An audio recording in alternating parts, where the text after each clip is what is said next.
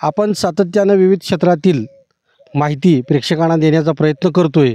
सामाजिक, शैक्षणिक, राजकीय व कृषी विभागातील जे नाविन्यपूर्ण काम करतायत त्यांचे जास्तीत जास्त माहिती आपण प्रेक्षकांना देण्याचा प्रयत्न करतो आहे. असेच पंढरपूर तालुक्यातील फुलचिंचोली येथील प्रयोगशील शेतकरी जाधवसाहेब यांच्या शेतामध्ये आज आपण आलेलो आहोत आणि त्यांचा ढोबळी मिरचीचा प्लॉट आहे. या प्लॉटची सविस्तर माहिती व तो प्लॉट कसा आणला ही संपूर्ण माहिती आपण त्यांच्याकडून घेणार आहोत.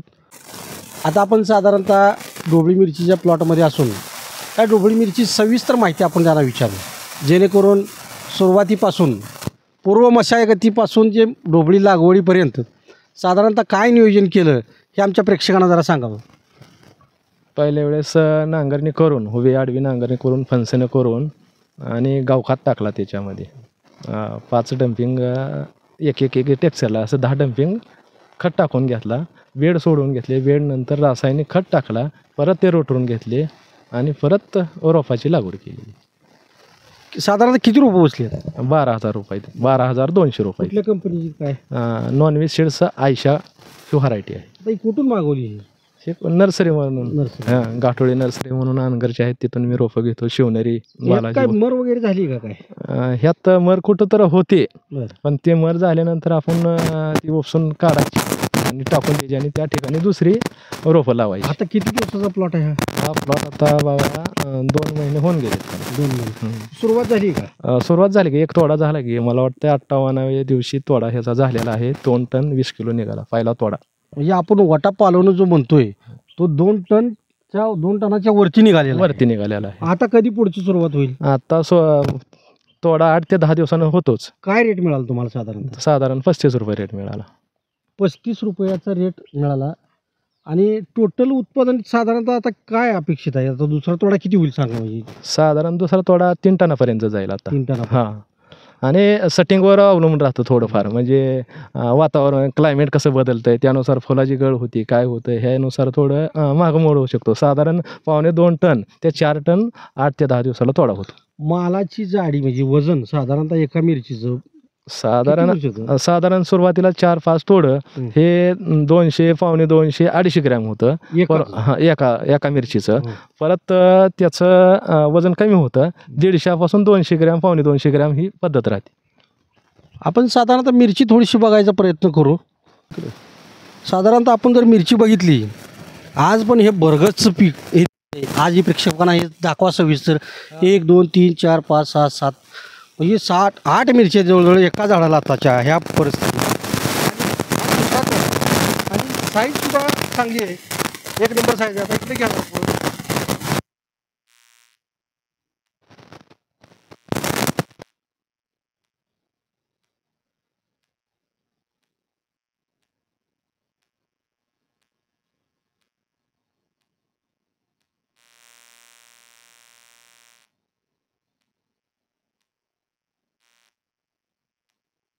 ह्या मिरचीसाठी काय कोणाचं गायडिंग वगैरे घेता का तुम्ही? गायडिंग नाही, मी स्वतःच ह्यात म्हणजे झोकून घेतलेला आहे. त्यामुळे ह्याच्यामध्ये मिरचीमध्ये आणि फक्त द्राक्षी सोडली तर मला सर्व पिकाची ह्यात पूर्ण माहिती करून मी घेतलेली आहे. औषध काय फवारायची, खालून कसं ड्रिप इरिगेशन करायचं, रासायनिक बेसल डोस कसा द्यायचा, गावखात कसं फर्टिलायझर करायचं, हे पूर्ण मी अभ्यास स्वतःचा आहे.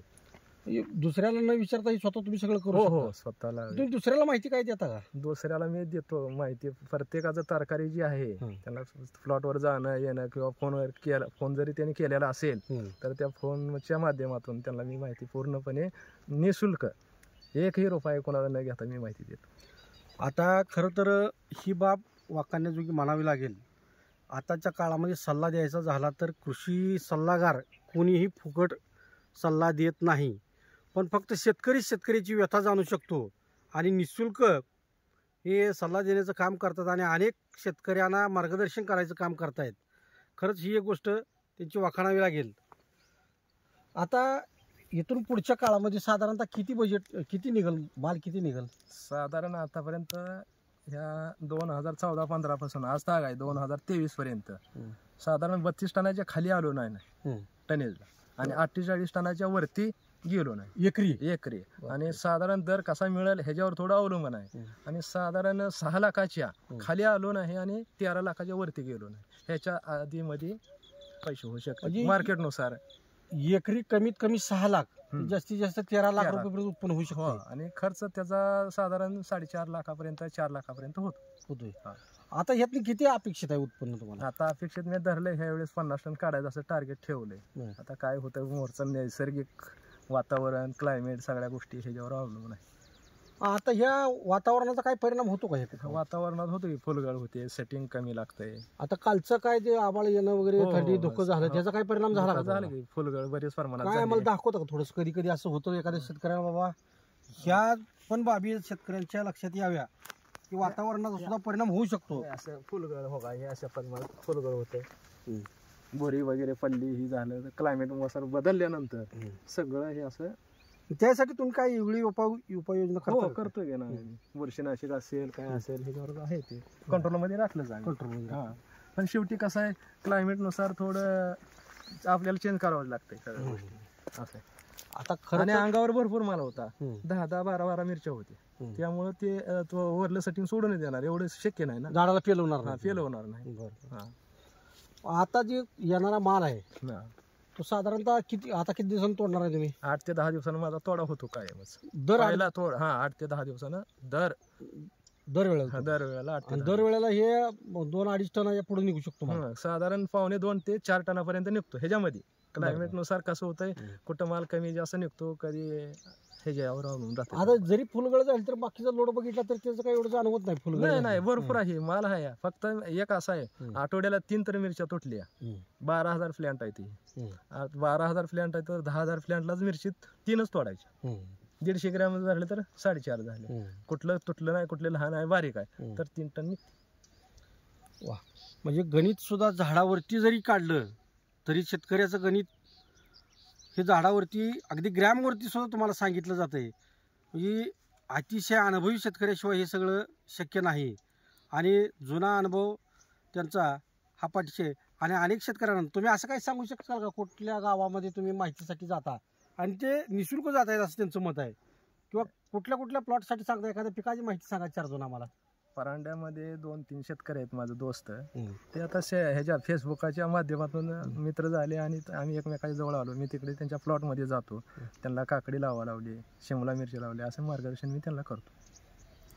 बरं. आणि इथं आपल्या जवळपास आमच्या गावामध्ये जे ओपनला शेणनेट आहे, ती तरकारी आहे, ह्यांना सुद्धा मी प्लॉटवर जाऊन माहिती देतो, स्वतः जाऊन देतो. काय त्यांचं रिझल्ट काय मत येतं लोकांचं? नाही, त्यांचं चांगलं आहे. म्हणजे त्यांचं जे म्हणणं आहे की बाबा तुम्ही सांगितल्यापासून आमचं एक औषधाला जे खर्च जे थोडा जास्त एक्स्ट्रा होतोय ते मग कुठंतरी आमची बचत झाली, असं त्यांचं मत आहे. म्हणजे साधारणतः गाईड ठेवायचं झालं तर गाईडचं पैसे अधिक शेतकऱ्याचं असं मत येतं की त्या गाईडमुळं खर्च जास्त होतोय, आणि शेतकऱ्यात जर मदत करत असेल तर औषधाचा सुद्धा खर्च कमी होतोय, गाईडचं पैसे वाचतात.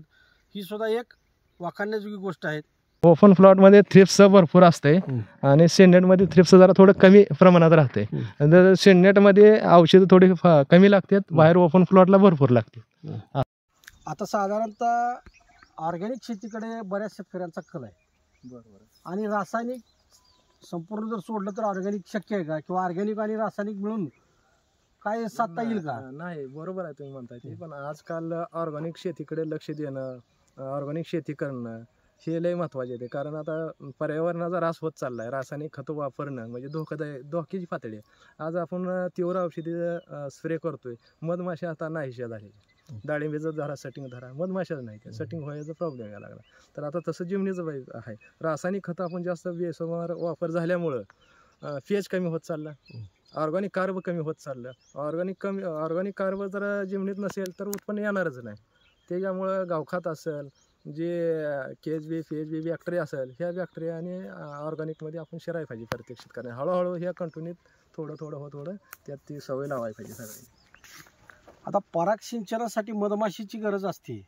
आता या पॉली मध्ये मधमाशीच म्हणजे पराग सिंचनाचं कसं काय नाही, या पॉली मध्ये स्वयं पॉलिनेशन ही व्हरायटी आहे. शेणनेट मधील व्हरायटी वेगळे आणि बाहेरची व्हरायटी वेगळे. हे जी शिमला मिरची आहे स्वयं पॉलिनेशन म्हणजे स्वतः अंगच ते तयार होणार आहे. स्त्री मादी नर मादी एकाच स्त्री असं आहे ना, ते एकाच मध्येच आहे. आता ऑर्गॅनिककडे भर द्यायला शेतकरी काय सुरुवात करायला पाहिजे? सुरुवात करायच पाहिजे ऑर्गॅनिकमध्ये. प्रत्येक शेतकऱ्याने शेड्यूल प्रमाणे थोडं थोडं होणं बेस थोडं वाढवत जाणे. आज साधारण आपण बघितलं तर मार्केटमध्ये गेलो 60-20 असेल, 0-52-34 असेल, आज 4,500 6,000 एक बॅग आहे. आज 5,000 डम्पिंगचं खत येतं किंवा एक टेलर येतं, ती खताची जोड करू शकेल का ती?